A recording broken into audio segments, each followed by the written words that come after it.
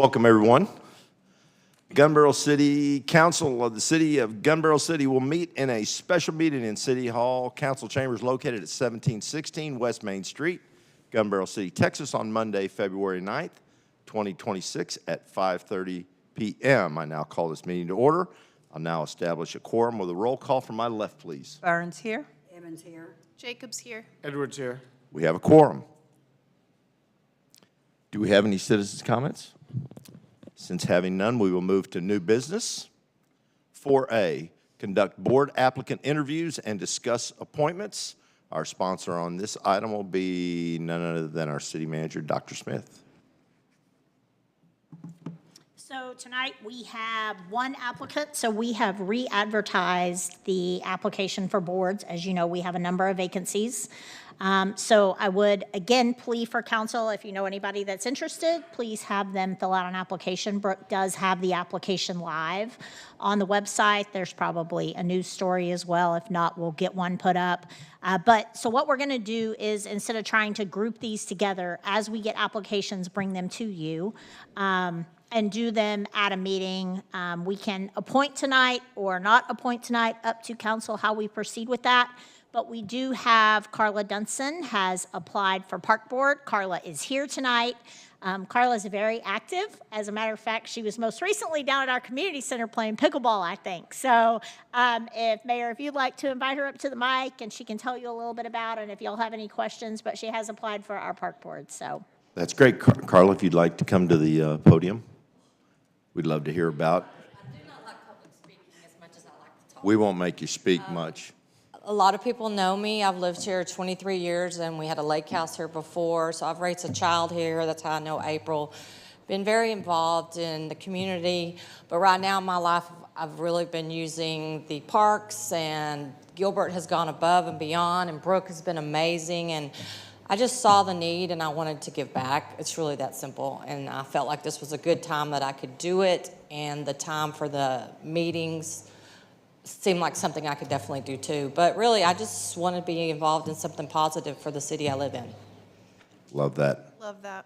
I will tell you that you are getting on a board that is rocking and rolling. Well, I met a couple of them, and one I already knew from pickleball, and so, I mean, I'm Yes. excited. Yeah. I know. It's a great group. Questions? None. Okay. None. Am I done? You're done.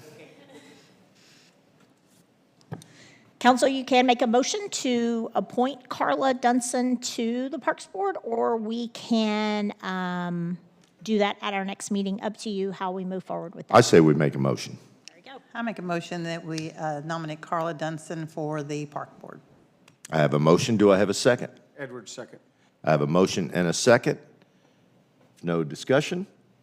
Vote for my left, please. Burns, yes. Evans, yes. Jacobs, yes. Edwards, yes. Welcome, Carla.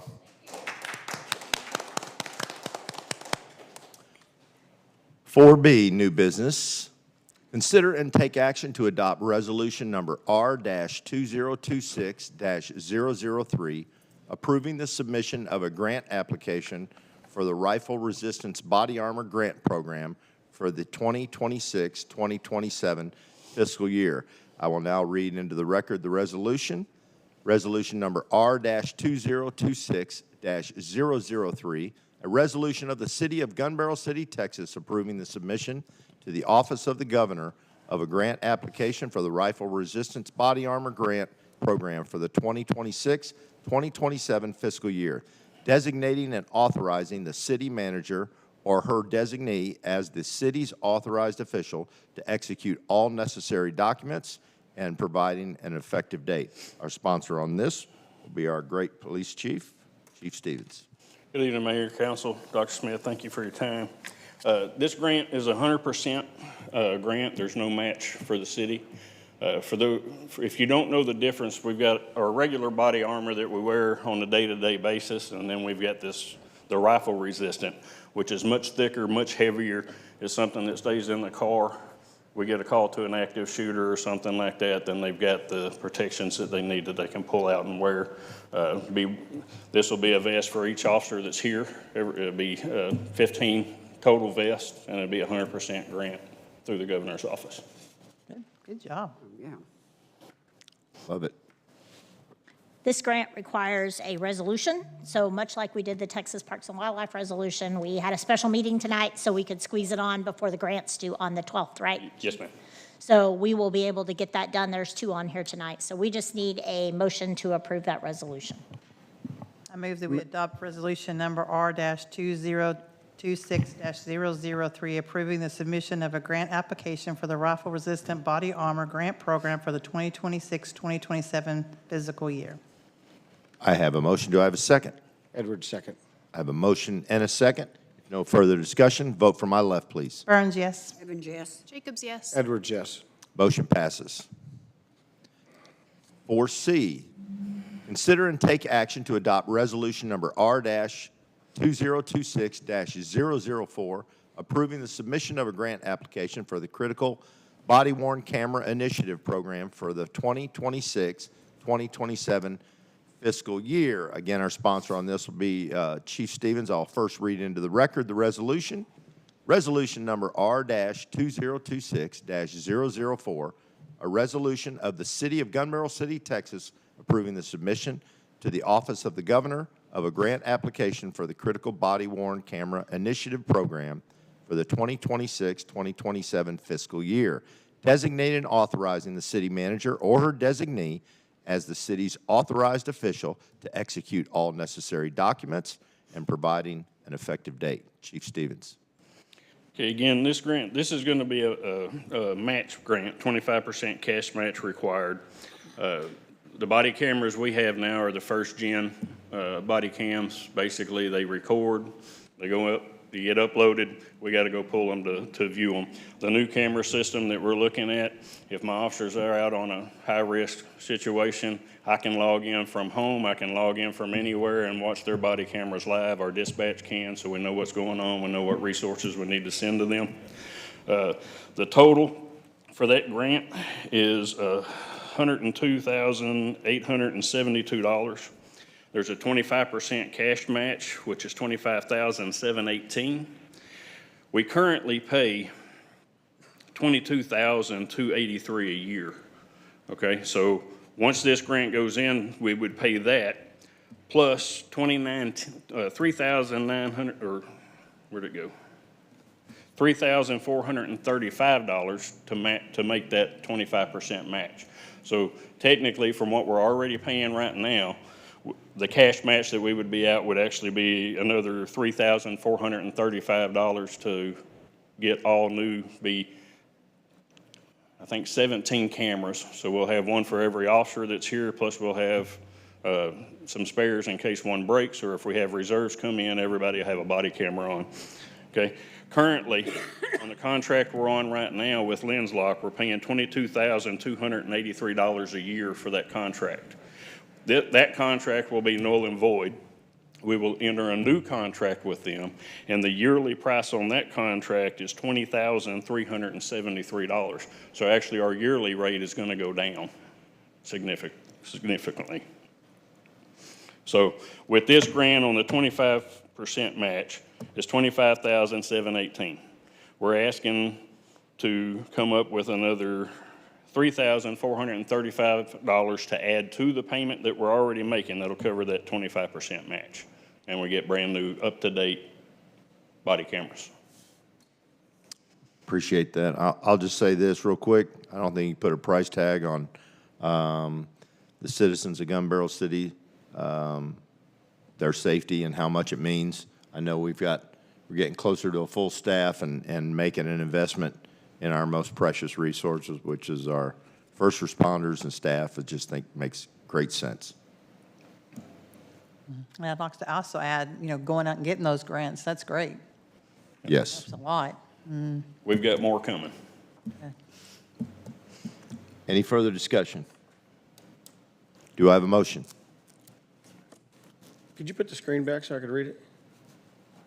I'd like to motion and consider and take action to adopt resolution R-2026-004, approving the submission of a grant application for the Critical Body-Worn Camera Initiative Program for the 2026-2027 fiscal year. Resolution number R-2026-004, a resolution of the City of Gun Barrel City, Texas, approving the submission to the office of the governor of a grant application for the Critical Body-Worn Camera Initiative Program for the 2026-2027 fiscal year, designating and authorizing the city manager and/or her designatee as the city's authorized official to execute all necessary documents and providing an effective date. I have a motion. Do I have a second? Jacobs, second. I have a motion and a second. No further discussion. Vote for my left, please. Burns, yes. Evans, yes. Jacobs, yes. Edwards, yes. Motion passes. Thank you. Thank you, Chief. 4D, a presentation from Hilltop Securities on investment opportunities for the city of Gun Barrel City. Our sponsor on this will be, again, our city manager, Dr. Smith. Council, one of the things we've been talking a lot about is how to have our money work better for us, right? So at TML, and I have a long history working with this group, and many cities in our area do. I know Tool also works with them, but these ladies are, and I'll let them introduce themselves, are from Hilltop Securities. And as you know, the EDC already has money invested in Techstar.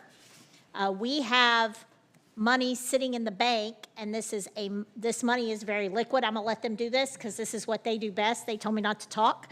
But it is a great option for us to invest dollars in a smarter way.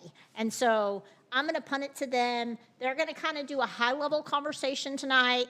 They're gonna allow you to ask a million questions. So anything that you can think of, ask those questions. Mickey and I will then work with them. Mickey's not here tonight. She had a doctor's appointment. This is a Monday, so she had already scheduled a doctor's appointment late this afternoon, and we had to get it in when we had a special meeting, and this is one of the ones that got canceled due to bad weather. So Hilltop is here to have this conversation, allow you to ask questions, and then we will put together a plan with Hilltop and bring that back to council for final approval. But as you know, we have these CDs that are closing every 3 months now, and this is just a much smarter way, and I'm gonna turn it over to Hilltop to do what they do best, because that is not what I do best. You know, we're hiring, so thank you for the introduction, Mayor and Council. Thank you so much for having us here today. My name is Jennifer Onstad, and to my right is Micah Owens. We are with Hilltop Securities, and that is we are an expert in public funds, and we have been since 1946. So behind you is, are we gonna, nope. Oh, okay. You guys have in, Janet has your presentation. oh, there you go. Okay, They all so, have screens in front of them as well, so Okay, they can see perfect. your presentation as you go through.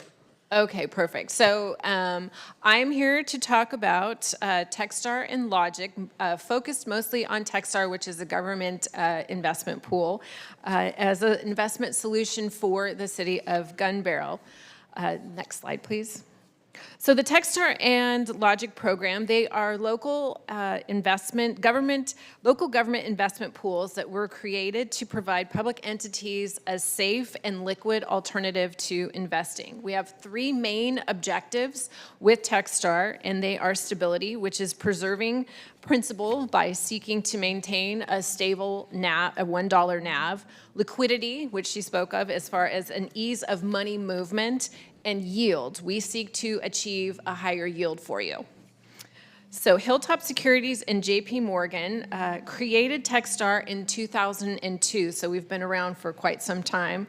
Hilltop provides the participant services and marketing, while JP Morgan provides the portfolio management, custodial, and back office services. There's nearly 1,700 public entities that are part of both Techstar and Logic, and they include cities, counties, and school districts. So there is they combine their power across the state of Texas, and while being fully compliant with the PFIA. And these pools were designed for municipalities only. So as I do move through this presentation onto the next slide, we are going to be focusing on Techstar. Those are the conversations that we've had with your staff on this. So the advantages of the pools, very high level. There's economies of scale, which means that Gun Barrel City can invest as much or as little cash as you have into these pools. There's no limit to the amount of accounts that you can open with no additional charges or initial balance requirements. There's professional management of these pools, so it reduces the administrative burden that your staff would have for investing, and it provides experts with compliance and with risk management. And there's an ease of use. Again, that's something that she had mentioned. When you choose Techstar, your finance team will be centered around, or their experience is going to be centered around Morgan Money, which is through JP Morgan Asset Management. And we also have an operations team that is headquartered just north of you up in Dallas. And so there is no call center. When you call, you'll be speaking to Sochi, Ruby, Brenda, or Daisy. So you will get to know our staff very well, and they will get to know you very well as well. The advantages of the pools, we'll go over just very quickly. They're conservatively managed with an average weighted maturity of 60 days or less to maintain an interest rate and to ensure liquidity. They're rated AAA-M by the Standard & Poor's and seek to maintain a stable NAV, which is an asset value of $1. And so very quickly, there's a difference on the next slide. It talks about the difference between Techstar and Logic. So Techstar is invested in treasuries, agencies, and repurchase agreements that are collateralized at 102%. Logic is invested in those same securities, but largely in commercial paper, which is short-term, high-quality loans, A1P1 commercial paper. And so with that comes a little bit higher risk, a little bit higher yield. Techstar, because we're invested in treasuries, agencies, and repurchase agreements, we maintain a very competitive yield, but not quite as much as a prime. The investment, like I said, sorry, I got myself off. I tried to go a little rogue on that. So what this is the pool rates, shows you, this is a look back. So had your investments been invested in either Techstar or in Logic, it shows what the overall yield would have been for the past year. That's per, And then the next slide. that's per month. The next slide on this shows Techstar and Logic in comparison to the benchmark, which is the 90-day T-bill. So Logic is the red, Techstar is the blue, and the green is the 90-day T-bill. So you can see that Techstar and Logic both outperformed that benchmark, which we are very happy about. And I think if your investments were there, you'd be very happy about it as well. Throughout the period, you can see that it was the last quarter. It was consistent at a 20 to 30 basis points, which is reinforcing the value of the pools for liquidity management. So I want to talk about the partnership with Hilltop Securities and JP Morgan Asset Management. JP Morgan is the co-administrator along with Hilltop Securities for Techstar. JP Morgan is the portfolio manager for both of the pools, and with a combined assets under management of $24 billion during the peak season of cash flow. So JP Morgan manages just shy of $1.4 trillion, which is where your dollars would sit within Techstar. So it manages the 1.4 trillion is dollars in liquidity, and they have experienced portfolio managers of over 20 years. Hilltop Securities is an expert in understanding public entities and has since 1946 when we took on our inaugural client, which is the city of Dallas, and I'm proud to say that it is still a client to this day. The next slide talks about JP Morgan, and this is important because when you're considering your pools, who your administrator is makes a huge difference. And having JP Morgan Asset Management as our portfolio manager and co-manager of this and administrator of these is a really big deal. JP Morgan is #1 in the U.S. institutional money market fund rankings, and it is #1 in the global institutional money market fund rankings, and it is #2 in international, only second to BlackRock. So then the organizational, this is a quick snapshot for you. Like she said, it was a quick overview for you. We have a snapshot of the organizational pool chart. Techstars not only Techstar not only has oversight by way of the PFIA, which is the Public Funds Investment Act, but also as a co-administrator, JP Morgan and Hilltop Securities, they report to the Techstar board, and additionally, it's monitored by Standard & Poor's. So I can't emphasize again how important it is for your administrator and who that is, and JP Morgan, number one in this space. We do offer specialized services when you are clients of Techstar and Logic. Clients have ease of use with this, but there are also people that are not necessarily in the pools that use these services as well, but bond proceed management. So this is what I'm talking about with ease of use.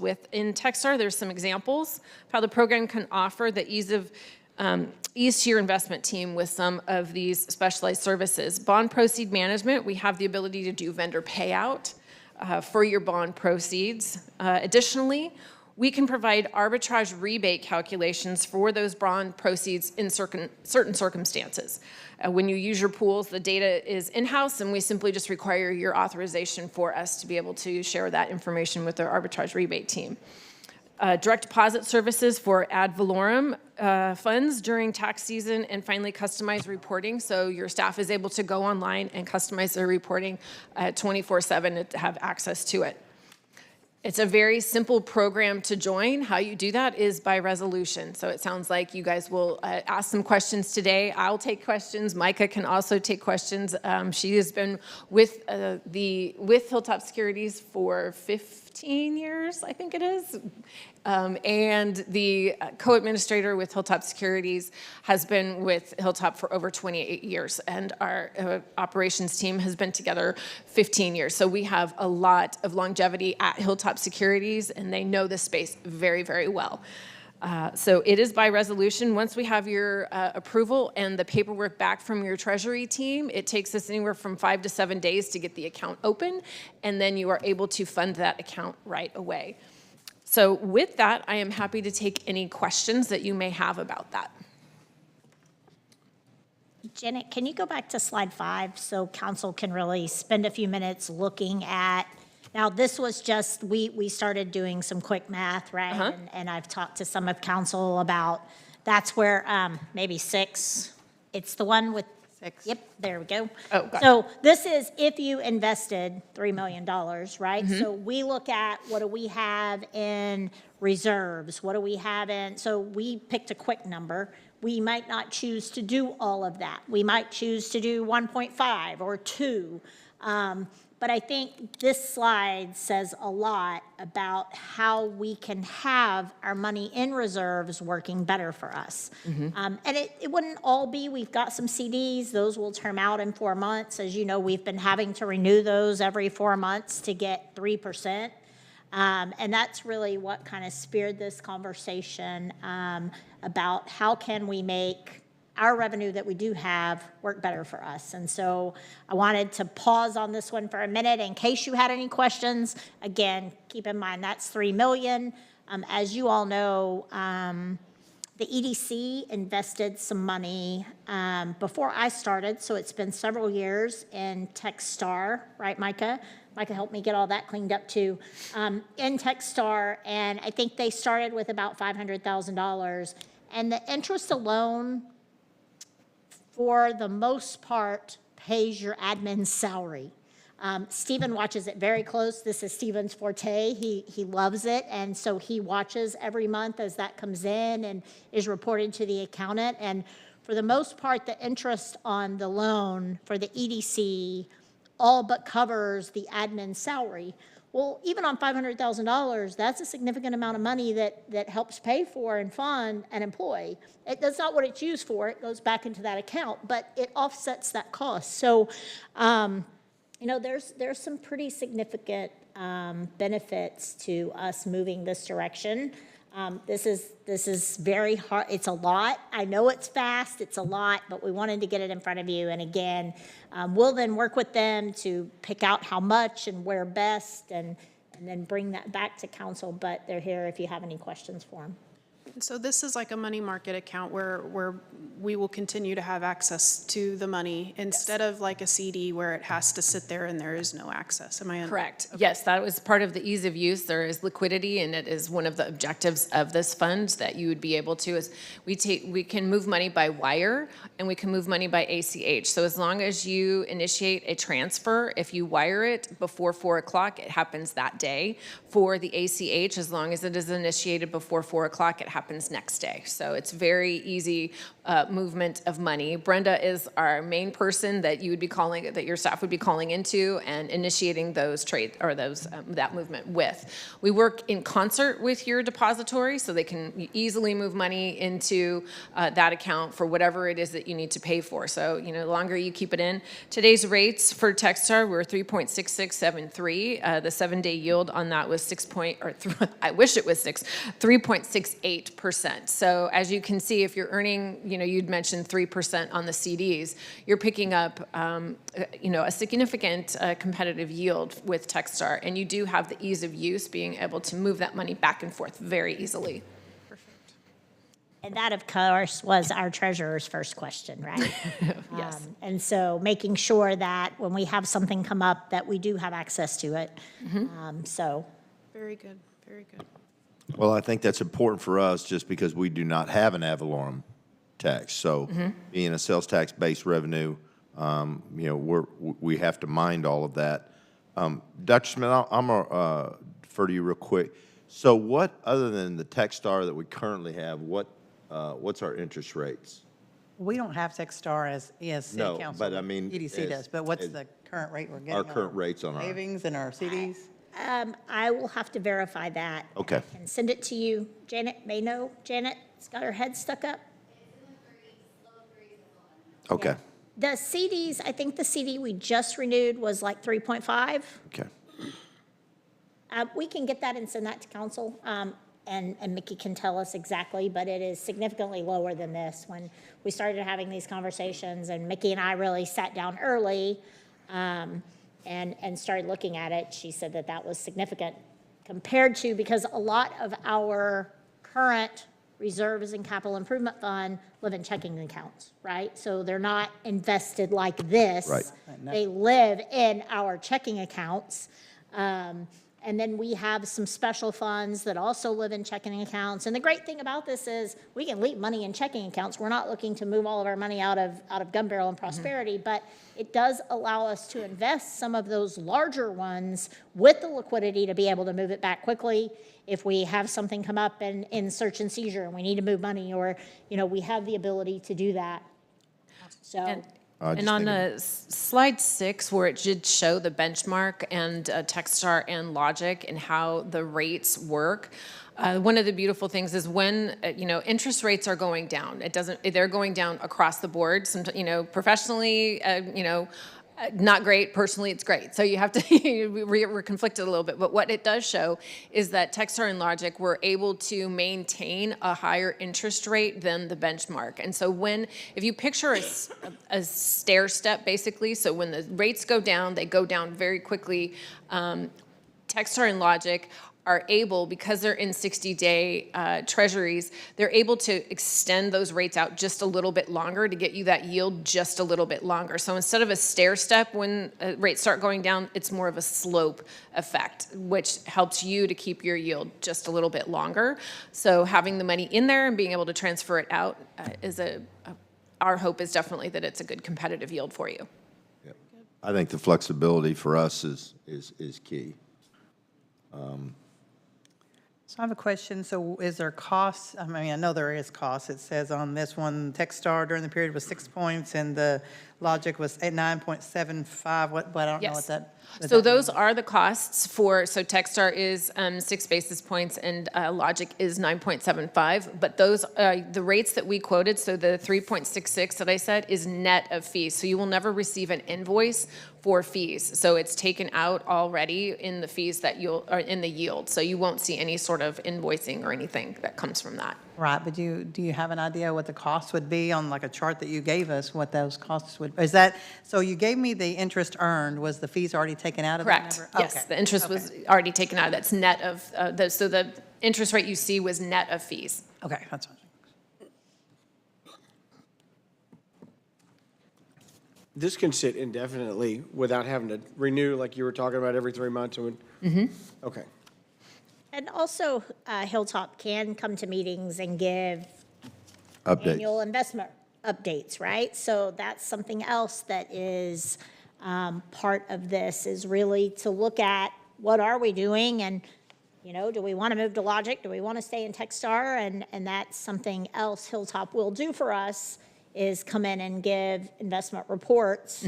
So you all have that information as well as part of your annual financial reporting. And then next month, you'll come to us with a proposal of an amount of money and which account you prefer to invest in, whether it be Techstar or Logic? Yeah, that's what we will do. Mickey and I will sit down, we'll work with Hilltop. We'll look at, you know, what accounts and how do we do that and how much. And then I have a lot of faith in Techstar. I've never done Logic. Micah may say, Angie, you should try this, right? So I have a history with Techstar. We've had great success with Techstar at the EDC. So, you know, I've used Hilltop as my bond counsel in the past, so I have a long-running experience with them. They're stand up for what they say, and they do what they say they're going to do, and that's why we're having this conversation with them tonight. I introduced some of you to some of their folks at TML. You got to meet some of their team at TML as well. They have a wide portfolio of things they do.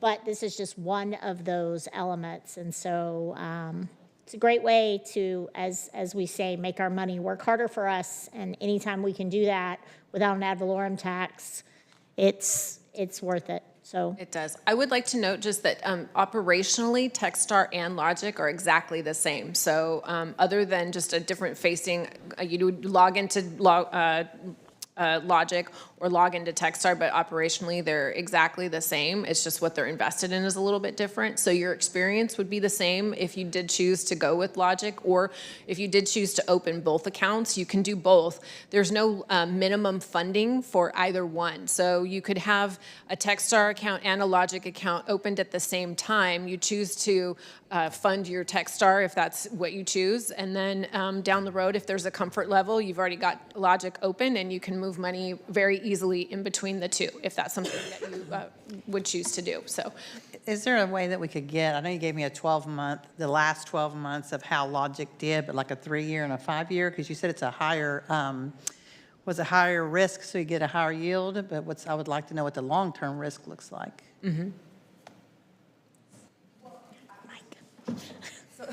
come on up. No, I will tell you, the biggest difference or the biggest risk is commercial paper is not backed by the full faith and credit of the U.S. Commercial paper is backed by letters of credit. So what you're taking when you're talking about investing in a pool like Logic is credit risk, right? But like Jennifer mentioned, all the paper in that portfolio is A1P1 paper. So the Public Fund Investment Act, they govern us and they give us a criteria of what we can and cannot invest in. And they allow for a commercial paper security, but it has to be a certain credit quality. So I like to use the example of, and I say this because our portfolio managers buy this on the SMA side, of Toyota. Toyota issues out commercial paper. The likelihood of Toyota going out of business and not making cars anymore is very unlikely. So that's high quality paper. So that's what you're looking at when you're talking about risk in terms of Logic versus Techstar. Techstar, because it's a government-only pool, meaning it's only investing in government securities, treasuries, agencies backed by the full faith and credit of the U.S., the risk you take there is you're not interest rate risk, right? Because if rates start to come down, and they actually are, you'll start to see your pool rates, you know, as Jennifer mentioned, on that slope level, you're going to start to see it come down. And we have. I mean, you can look at your 12-month look back and you can see where we're paying, what the pool was paying, what they're paying today, they weren't paying 12 months ago. But that's the overall market. You know, all rates are starting to come down. So to your point, that's the major difference in the risk. Can we present a 3 to 5 year look back? We definitely can get you some historical rate information on the pools. Further questions? Thank you so much for your time. Jennifer, thank you.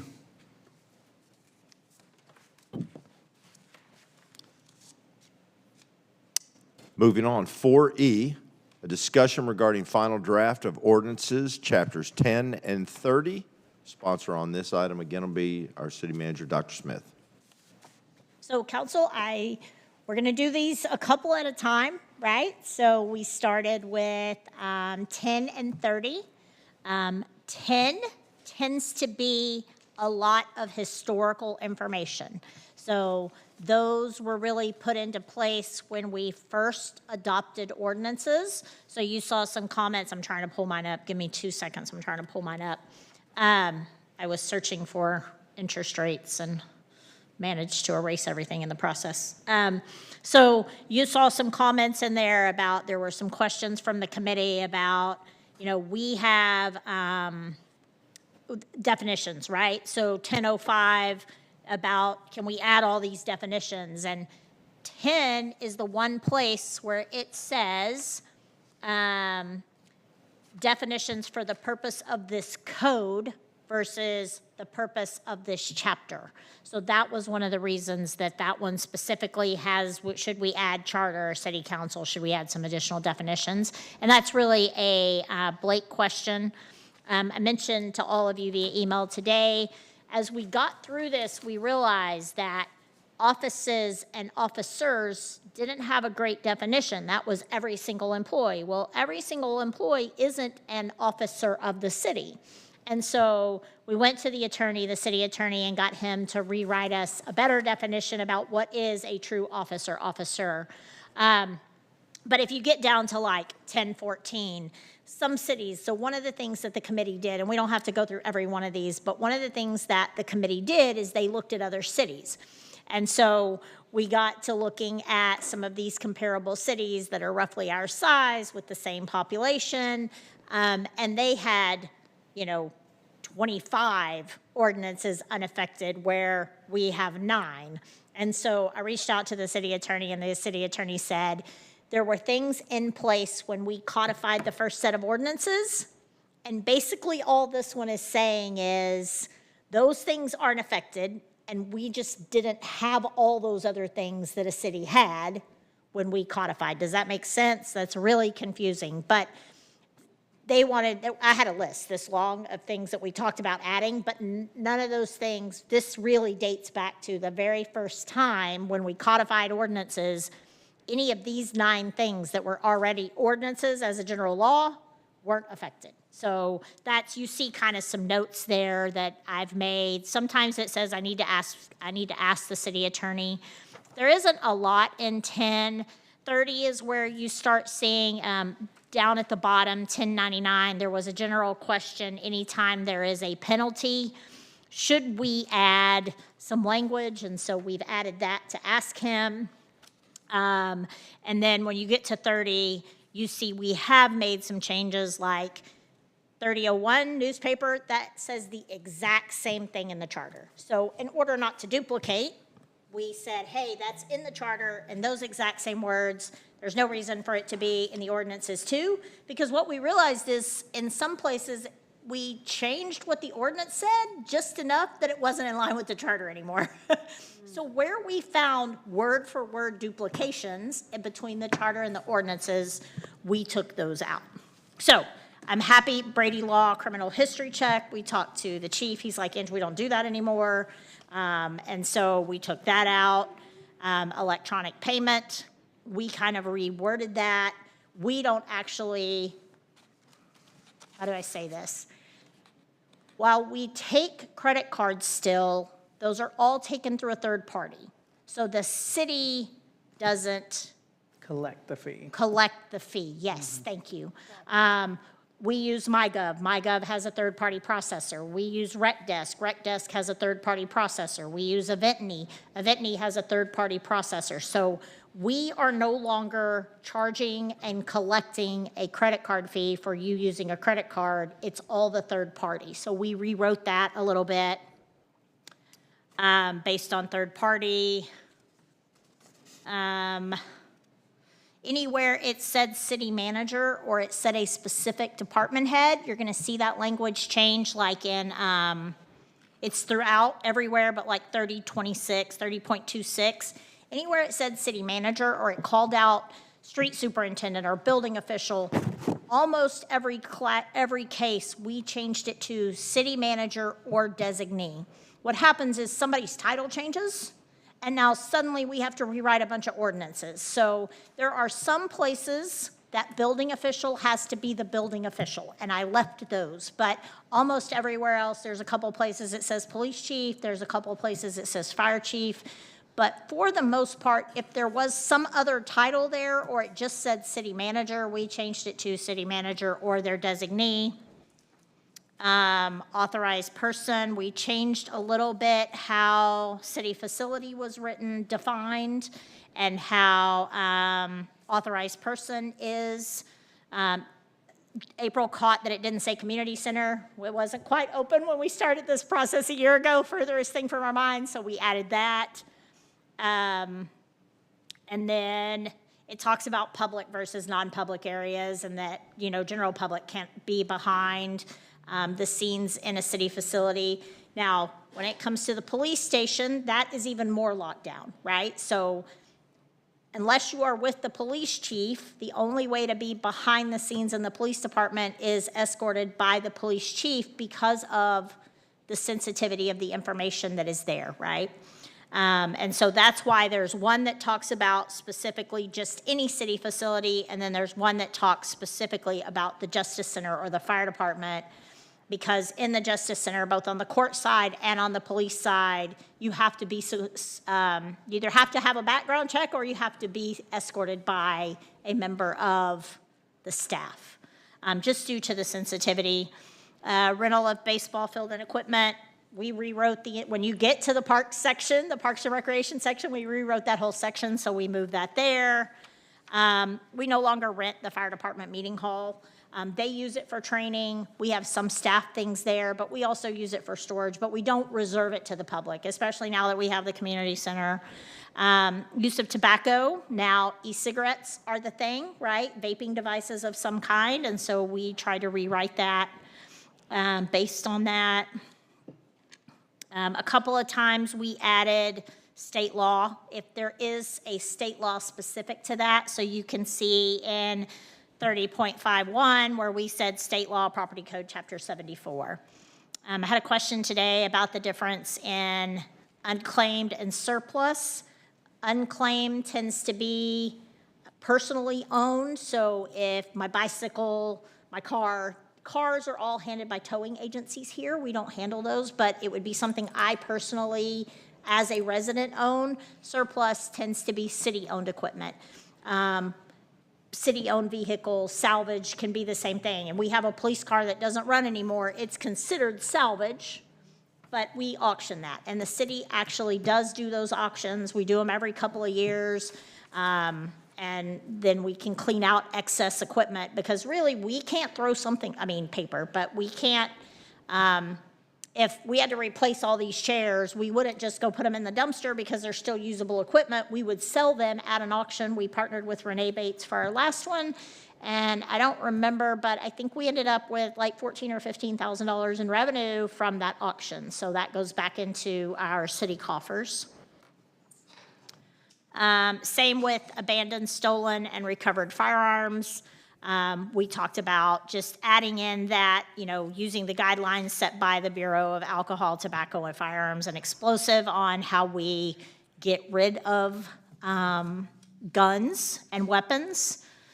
And this is a case where, again, whether it's dismantled, that's going to be the police chief that oversees that directly, not your city manager. So that was a case where we made sure the police chief stayed in. And then incident management. So adoption of, that's NIMS is what we use for emergency management. That's the most common system. That's what police and fire use. I'm happy to answer any questions. I answered a lot of questions by email today. There were some great ones. What's a Saturday night special? A Saturday night special is I sent y'all that definition, but there was a time when that was something very common. They're just really disposable. They're made out of very thin metal. They're just disposable guns, and that's kind of, in that world, that's what they're called.